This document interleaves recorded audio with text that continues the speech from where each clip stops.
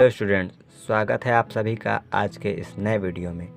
तो जैसा कि आप सब जानते हैं, क्लास 10th के बोर्ड एग्ज़ाम होने वाले हैं। तो हम क्लास 10th की मैथ की कुछ इम्पोर्टेंट क्वेश्चंस लेकर आए हैं। तो आइए चलते हैं स्क्रीन पर।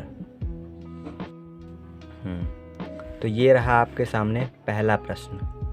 यदि किसी समीकरण x² - 4x + k बराबर 0 का एक मूल k 6 है तो k का मान ज्ञात कीजिए। तो आइए इसका सॉल्यूशन देखते हैं क्या होगा। तो सबसे पहले समीकरण लिख लेते हैं। समीकरण आपको दिया है x² - 4x + k बराबर 0, ठीक है। और इसका एक मूल है, एक मूल बराबर 6। तो क्या करना है, जब हमें मूल दिया हो तो बस मूल के मान को समीकरण में रख देना है और हमें उसकी वैल्यू k की वैल्यू मिल जाएगी। तो x का मान 6 रख दिया हमने इस समीकरण में, x के स्थान पर -4 × 6 + k बराबर हो गया आपका 0।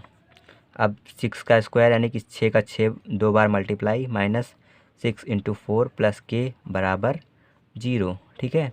फिर 6 × 6 यानी कि 6 का 6 बार 6 × 36, माइनस फिर 6 का 4 बार पहाड़ा 6 × 24, फिर प्लस के बराबर 0। अब 36 में से 24 को घटा देंगे तो आपका आएगा 12 और उसके बाद प्लस के बराबर 0। तो के से पक्षांतर करेंगे तो ये 12 इधर प्लस में है तो उस साइड जाएगा तो माइनस में, तो के बराबर -12। तो ये आ गया आपका के की वैल्यू, ठीक है। तो आइए अब देखते हैं दूसरा सवाल हमारा क्या है।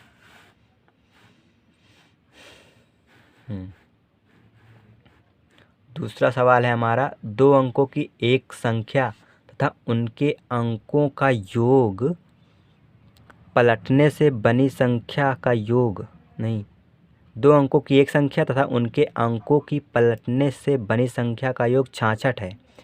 यदि अंकों के अंतर का यदि संख्याओं का अंतर 2 है तो संख्या ज्ञात कीजिए, ठीक है।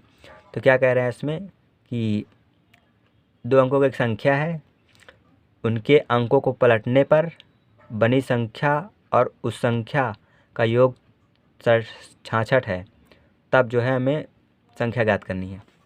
तो आइए क्वेश्चन इसका सॉल्यूशन देख लेते हैं। तो चलते हैं स्क्रीन पर। तो ये रहा आपका दूसरा क्वेश्चन। इसका सॉल्यूशन होगा, इसमें माना 2 अंकों की संख्या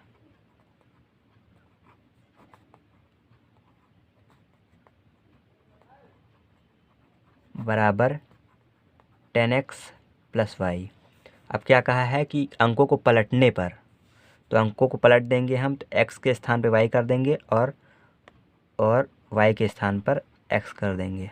अंकों को पलटने पर बनी संख्या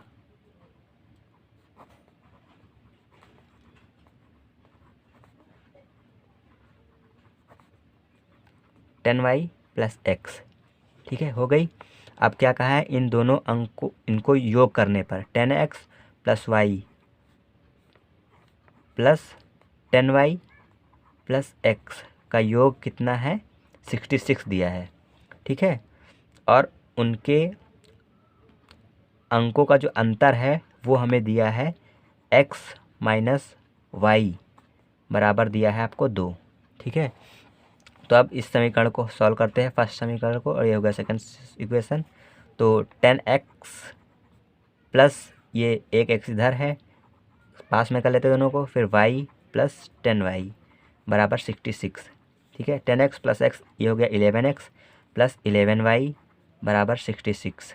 अब 11 कॉमन कर लिया, x + y बराबर हो गया 66, ठीक है। तो अब 11 को इधर था मल्टीप्लाई में, इस साइड आएगा तो डिवाइड में आ जाएगा, तो x और प्लस y बराबर 66/11। तो 11 बन जा 66, 11 बन जा 11 6 जा 66। तो x + y बराबर आ गया दूसरा समीकरण हमारा पहला, इसको सॉल्व करने पर। तो अब इन दोनों समीकरणों को हल कर लेते हैं, पहले और दूसरे समीकरण को। तो x + y बराबर 6 आया, x माइनस वाई बराबर है 2 पहले से दिया है। तो y इन दोनों समीकरणों को जोड़ने पर, ठीक है, समीकरण 1 व 2 को जोड़ने पर, समीकरण 1 व 2 जोड़ देना है, ठीक है। तो जोड़ देंगे तो ये प्लस का ये माइनस का तो कैंसिल हो गया है, और एक्स एक्स जोड़ेंगे तो 2x, और इसको जोड़ेंगे 6 2 8 हो जाएगा, x बराबर 8/2। तो काट देंगे, अब 2 चौको 8 हो गया, ठीक है। तो x की वैल्यू आ गई हमारे पास 4। अब x की वैल्यू जो हमने संख्या मानी थी 2 अंकों की, उसमें रख देते हैं। नहीं, पहले x की वैल्यू इस समीकरण नंबर 1 में रख के y का मान निकाल लेते हैं। x का मान समीकरण 1 में, ठीक है। तो समीकरण 1 था आपका x माइनस वाई बराबर 2। तो x की जगह पे हमने रख दिया 4 माइनस वाई बराबर 2। अब y को हमने इधर कर दिया प्लस में, और 2 इधर था तो इसको कर दिया इधर माइनस में। तो 4 माइनस 2 बराबर y, ठीक है। तो 4 में से 2 गया तो बचे 2 बराबर y। तो ये आ गई आपकी x और y की वैल्यू, x की वैल्यू 4 और y की वैल्यू 2। तो अब संख्या में x और y का मान रखने पर, संख्या में x व y का मान रखने पर, तो 10x प्लस वाई यही थी हमारी संख्या, 10x प्लस वाई। अब 10 इंटू एक्स की जगह पे 4 प्लस वाई की जगह पे 2, तो क्या हो गया 10 चौको 40 प्लस 2 बराबर 42। तो आइए पढ़ते हैं तीसरा क्वेश्चन। तीसरा क्वेश्चन है वज्र गुणनखंड विधि द्वारा हल कीजिए तथा एक्स और वाई के मान ज्ञात करने हैं। इसमें इन समीकरणों को वज्र गुणनखंड विधि द्वारा हल करना है और एक्स वाई के मान निकालने हैं। तो आइए समीकरण को लिखते हैं यहाँ पर कॉपी में।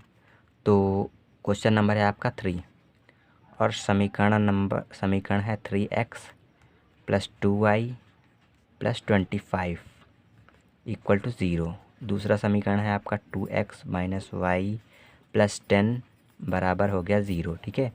अब इन समीकरणों को हल करने के लिए हम एक समीकरण लिखते हैं a1x plus b1y plus c1 बराबर 0, और दूसरा समीकरण है a2x plus b2y plus c2 बराबर हो गया 0। इतना करने के बाद अब हम आएंगे इन समीकरणों की तुलना जो है ऊपर वाले समीकरणों की इससे कराएंगे, इस वाले की तुलना इससे करानी है, ठीक है। तो a1 के स्थान पे है 3, तो a1 का वैल्यू आ गया 3, और b1 की जगह पे क्या है, b1 ये है, b1 की इसकी तुलना इससे होगी, b1 की जगह पे है 2, तो b1 बराबर आ गया 2, और c1 की जगह पे क्या है 25, देख लीजिए। तो c1 की जगह पे आ गया 25। अब a2 की जगह पे है 2, b2 की जगह पे क्या है माइनस का 1, देख लीजिए सिंबल के साथ लिखना होता है क्योंकि यहाँ पे 1 का मल्टीप्लाई है लेकिन माइनस है तो 1 लिखेंगे।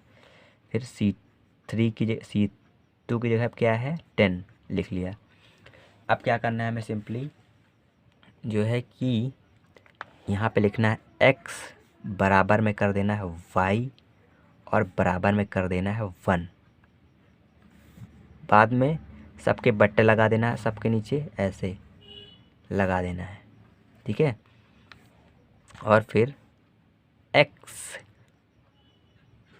के नीचे लिखना है हमें जो ये समीकरण है ये और ये, तो इसके गुणांक को छोड़ देना है a1 और a2, x क्योंकि है x का छोड़ देना है।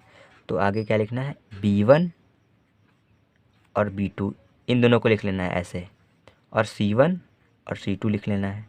इसमें क्या करेंगे हम, सेम ये b वाला छोड़ देंगे, b1 छोड़ देंगे क्योंकि y का है तो y की गुणांक छोड़ देंगे, और x के गुणांकों को लिख लेंगे और c भी लिख लेंगे, a1 a2 और c1 c2। उसी तरह से भी करेंगे, c को छोड़ देंगे, आप क्या लिखेंगे a1 a2 और b1 b2। तो a1 लिख लिया, a2 लिख लिया, b1 लिख लिया, b2 लिख लिया, ठीक है। इतना करने के बाद अब हम करेंगे इनका क्रॉस मल्टीप्लिकेशन, ऐसे इसका इसके साथ, इसका इसके साथ, और इसका इसके साथ, इसके साथ, इसके साथ, इसका इसके साथ, तो कैसे हो जाएगा ये एक्स अपॉन B1 और C2 का मल्टीप्लाई हो गया, फिर माइनस का सिंबल लगेगा, फिर हो जाएगा B2 C1। ये याद रखिएगा हमेशा कि सिंबल हमेशा माइनस का ही लगेगा इसमें।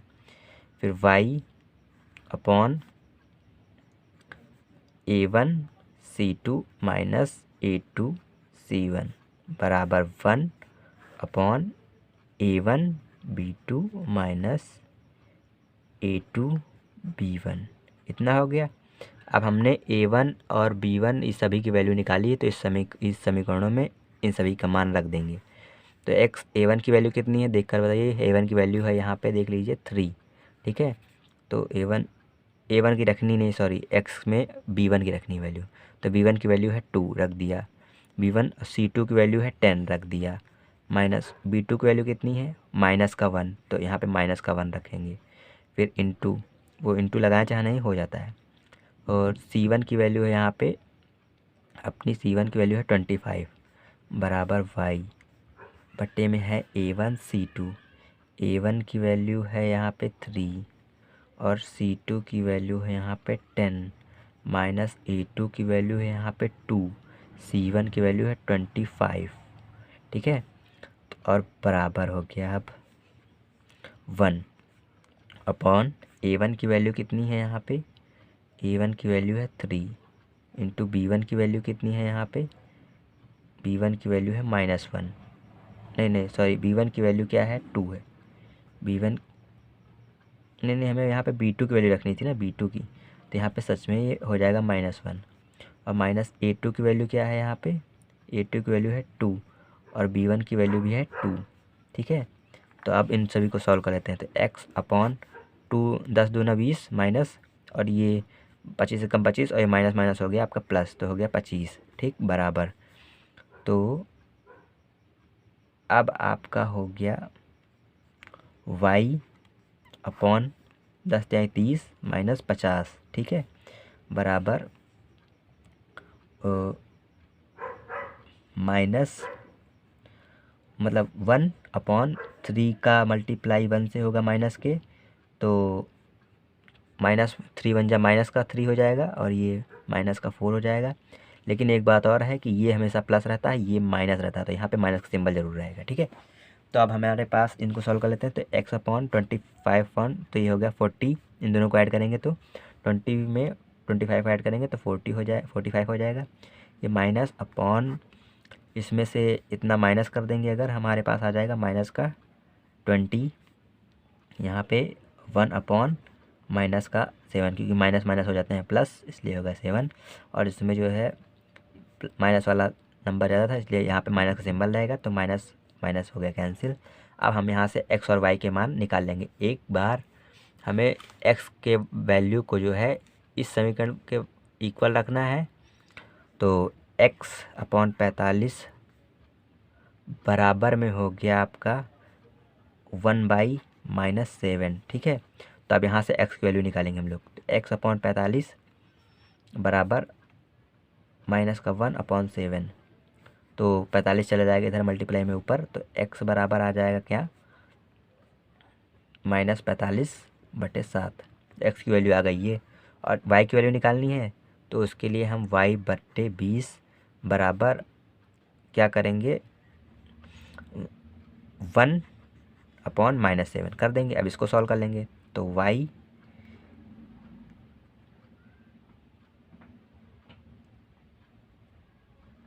का मल्टीप्लाई होगा, इसका मल्टीप्लाई इधर, तो y का मल्टीप्लाई होगा 7 के साथ बराबर 20। तो y बराबर आ गई हमारी वैल्यू 20/7 माइनस का। तो x और y की वैल्यू हमारी निकल चुकी है। तो आइए चलते हैं चौथे प्रश्न की तरफ। तो आपका चौथा प्रश्न है 135 तथा 225 का HCF यूक्लिड विभाजन एल्गोरिथम द्वारा ज्ञात कीजिए, ठीक है। तो 135 और 225 का जो है HCF यानी कि मासा ज्ञात करना है। तो आते हैं हम अपने चौथे क्वेश्चन पर। तो चौथा क्वेश्चन है हमारा, पहला ये 125 कितना था संख्या, 135 और 225, 125 इतना हो गया। अब 135 यूक्लिड विभाजन प्रमेय ऐसी है 135 और 225 करेंगे। फिर 135 कम इतनी बार टेबल पढ़ें, पहले भाग सिंपल ही करना है, कर लिया 0, 12 में से 3 गए 9 और फिर हो गया यहाँ पे खत्म। और फिर अब क्या करना है हमें कि इतना हो गया। अब जो ये वाली संख्या है इसको यहाँ पर भाग में लिख लेंगे 135 ऐसे। यही है यूक्लिड विभाजन प्रेमिका को से मासा निकालने का तरीका, ठीक है। तो ये हो गया। अब एकम 90 हो गया, यहाँ पे 5 में से 0 गए 0, 13 में से 9 गए 4, अब 45 हो गया। अब इसके आगे कुछ होगा नहीं, तो यहाँ पे अब 90 को जो है अंदर कर लेंगे यहाँ पे भाग में, ठीक है। तो 45 एकम 45, 45 दूनी 90, ठीक है। तो इन दोनों का HCF कितना हुआ, HCF इक्वल टू जब डिवाइड हो जाएगा लास्ट में तो जो यहाँ पे बचता है वही होता है आपका HCF। तो HCF equal to 45। Thank you. अगर वीडियो अच्छी लगी हो तो लाइक करें।